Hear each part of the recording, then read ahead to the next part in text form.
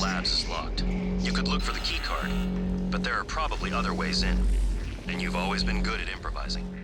Never a bad skill to have at any point, and certainly true here of Prey. Yes, this is the first contact look on the PC, testing the performance and visual quality against itself and of course the previous console releases from the demo release last week. Now I have the full PC version here, so I can dive into the performance, the quality and how it runs at this point on one machine. That's my i5 4690K and my Nvidia GTX 970.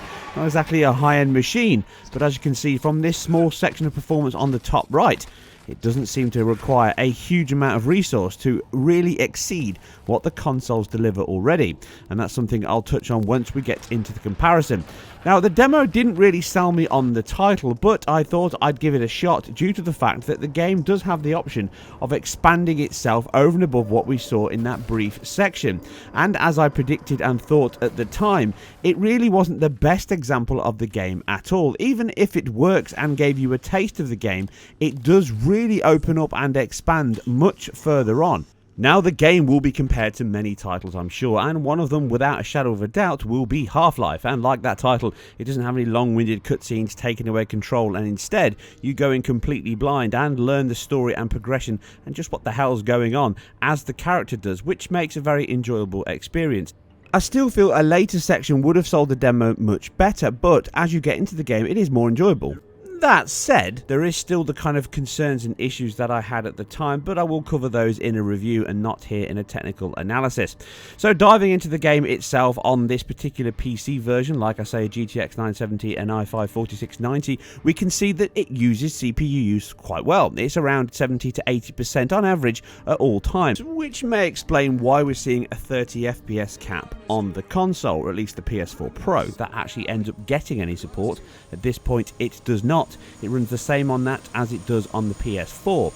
I would imagine that we're going to see a 1440p boost if it does come out on the Pro, and possibly a reinstate of some of the graphical effects that are missing here, which I'll touch on shortly.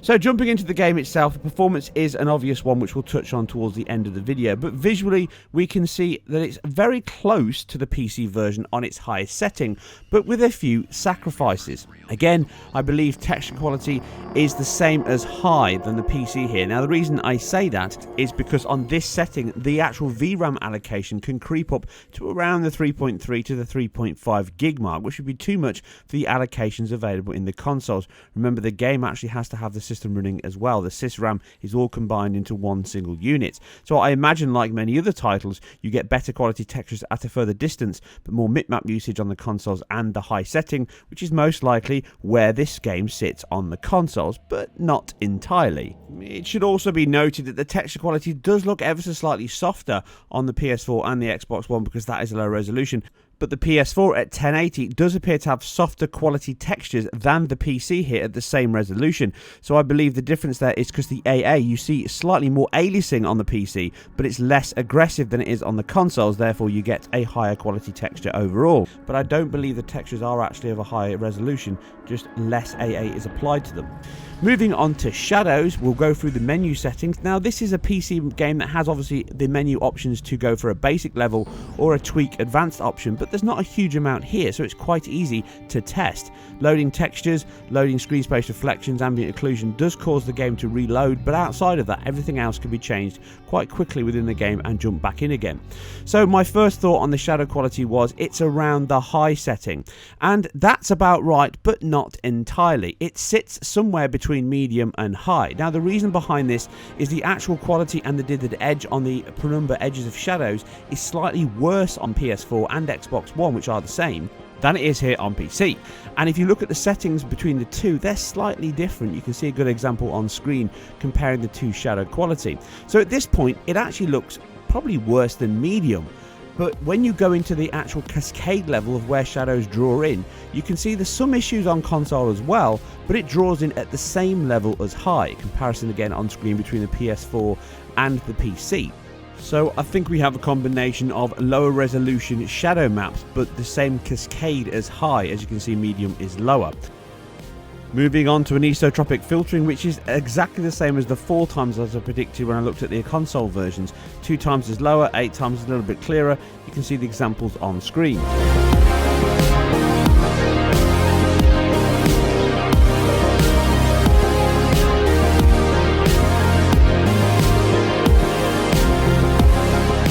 With most visual differences tied down to very minor, the only big one, and one that I thought I saw signs of in the console release but it appears not, is screen space reflections. 2 options in PC are full resolution and half resolution, and obviously the one the consoles seem to run, which is off. You can see the reflections on the floor as I've circled. Now, there is screen space ambient occlusion, which is present on the consoles, and if you look on reflections on the floor, example here on the PS4 with the actual metal container, the bin, you can see the reflection at the bottom. It looks like a reflection. It's actually the ambient occlusion being drawn on as the screen moves in and out. It's a screen space effect. It looks very similar to a color bounce, but it's actually the edge of the shadow. Outside of that, everything, like I said in the original console analysis, used cube maps galore to reflect light on the metallic surfaces, but it does leave texture quality with a far more diffuse look here on the console than it does on the PC, with lots of specular reflection and obviously all of these screen space reflections from different color sources, giving that additional bounce. Now, on top of all this, it seems that the PC version leaps over and above the console, so it's quite clear that this is a PC title first and foremost and ported to consoles, and a very solid PC title indeed. Its performance is very impressive. Here you can see it running at a locked 60 with no issues at all at 1080 maximum settings on my 970 here, but you can even go higher than that. Now 60 at 1440 isn't really on the cards. It does lurch between the two, and even if you take off VSync and allow it to tear all over the place, it still doesn't hold anywhere near a locked 60, but 30 is easily achievable at this level. But you can knock it all the way down and just completely unlock it, run it at max settings at 1080, and you can see you're getting around the 80 to 90 frames per second, sometimes into the high 140s if you're in outside sections. This is a very well balanced and high quality running title. The loading speeds are quicker than they were on the consoles. Again, you can see examples on screen, in addition to the input latency issues that plague the console versions. Worse on the PS4 than the Xbox One. Here on the PC at this level, they're completely eradicated, coming in with an average of 50 milliseconds on movement compared to 183 and 171 on both consoles. It's worth keeping in mind that some of that is coming from the fact it's running at twice the frame rate here. So it's quite clear that this is a PC game first and foremost and a console port, and not a great one if I'm being brutally honest. It's lacking quite a few features from the PC release and runs at half the frame rate. Even if this GTX 970 here is doing a good job, I will be covering the game on lower end PCs very soon, so please check out my budget PC release. But as it stands, if you are in the situation with a PC around the GTX 970 or maybe even below, then I would still recommend the PC way above the console versions, as it certainly is the best place to play, enjoy and experience something along the levels of a new Half-Life title.